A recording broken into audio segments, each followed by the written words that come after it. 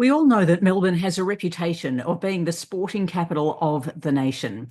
And as if we needed more proof, this week we saw the Matildas playing Taiwan there. Melbourne is the home of the Matildas, but we've also seen the Melbourne Renegades win the WBBL final, and North Melbourne FC have taken out the AFLW final.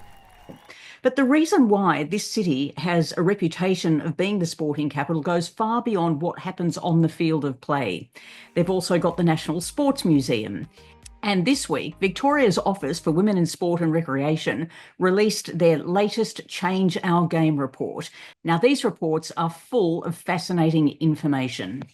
This report is called The Conversation of Sport, the FIFA Women's World Cup 2023. What it revealed was that 31% of sports news was focused on women's sport, compared to just 15% the year before. 3 in 4 stories about football were about women. 1 in 5 of all sports stories were about women's football, compared to 1 in 39 during 2022-23. There's a whole lot more to the report, which you can check out on their website. But the story goes even further, and that is how all of this is going to shift. There'll be a major shift for sponsors, for sports governing bodies, and for athletes and the fans as digital media continues to disrupt traditional media. For more, I spoke to Emily Benamar, who's a digital media strategist and expert when it comes to major events and media. What it showed me as a sort of from a consumer perspective, but also as a digital editor, is there is such a hunger when Aussie women, and not just Aussie women, women and great female athletes from around the world are performing. And what 2023 showed from a search perspective that you mentioned that I loved is that of the top 10 most searched people in Australia in 2023, 3 of them were Matildas, and it was Sam Kerr, Mary Fowler, and Ellie Carpenter. And there was not a single AFL player in that top 10, and there was just the one NRL player in Reece Walsh. So it speaks to that hunger I mentioned. The top 3 sports that were searched last year was the Cricket World Cup, the Ashes, and then the Women's World Cup. There is a hunger from a very wide demographic for more on these women and more on these sporting teams. And I think we'll see something similar in 2024. Do you think we're reaching a point, actually, before I get to this, I'll ask you about 2024. What do you think are going to be the main searched names, titles, sports, whatever, for 2024, given it was an Olympic year? So I imagine that will feature heavily.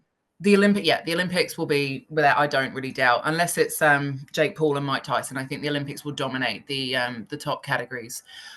From our women's female athletes perspective, I do think Ray Gunn will be quite high up in searches. And this is another, it's another important thing. Like, it doesn't, when I say rainbows and unicorns, it's important that we talk about the good, the bad, and the ugly of women's sport, because that's important. It's not all roundabouts and swings and roundabouts. Sam Kerr, I think, will be up there because of her ACL injury, also her baby news, and the arrest and the court case. And from an Olympics perspective, I would imagine Ariarne Titmus, Emma McKeon, and Kaylee McEwen, probably Jess Fox, which is sensational. There's actually a list of, you could add 10 more names to that. Nina Kennedy and Molly O'Callaghan. It's been such a fantastic year for women in sport. Caitlin Clark might even sneak in from a US point of view because of what she's been doing. Dia Sakurabara, the BMX rider. There's a whole list of them. And I think this is, as we sort of mentioned at the beginning of our conversation, this is a behavior that sports and investors in women's sport need to pay attention to. People are craving information on subjects that are not being shown in mainstream media. It is such an opportunity. I think from a very quick look at 2024, artistic gymnastics is one of the most searched terms.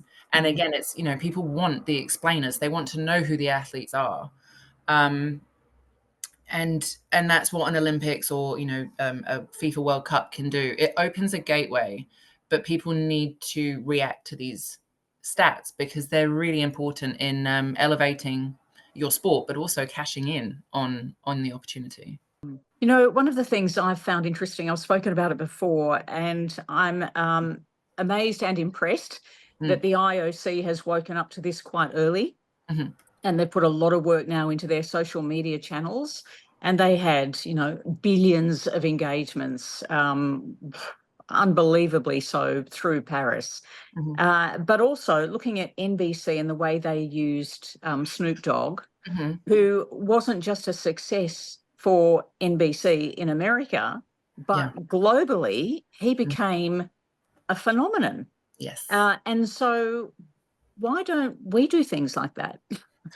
I do. I think I tweeted during the Paris Olympics. I think Channel 9 missed a trick by not having Nick Kyrgios on their books. I'm by no means saying that Nick Kyrgios is Australia's answer to Snoop Dogg, although I do think they'd probably get on really well. I think he would be, because we're different to America. And I think Nick Kyrgios is very definitely, one of those people that just cuts through like that and has such a strong following for all sorts of reasons. And this is where we get tied up in the sort of the old machine of legacy media, and you've got to behave this way and you've got to do that, otherwise we're going to pick on you. And here we've got legacy media and even governing bodies operating differently to the marketplace, who's like, no, we want more of him, more and more. We do. And the interest that, adding to that, like NBC actually had the Olympic rights, so they're not challenged in, how, for anyone sort of listening that doesn't know, the IOC and the AOC in each individual country, like, you are under such strict rules about what you can and can't show unless you own the rights. The fact that NBC owned the rights and made Snoop Dogg work was a stroke of genius. And actually what you might say is Channel 9 did need someone that kind of polarized, like a Nick Kyrgios, that would get people talking. But every other news outlet that was under these pressures and limitations, they need to start thinking outside the box about how they can bring the Olympics to life without contravening all the rules.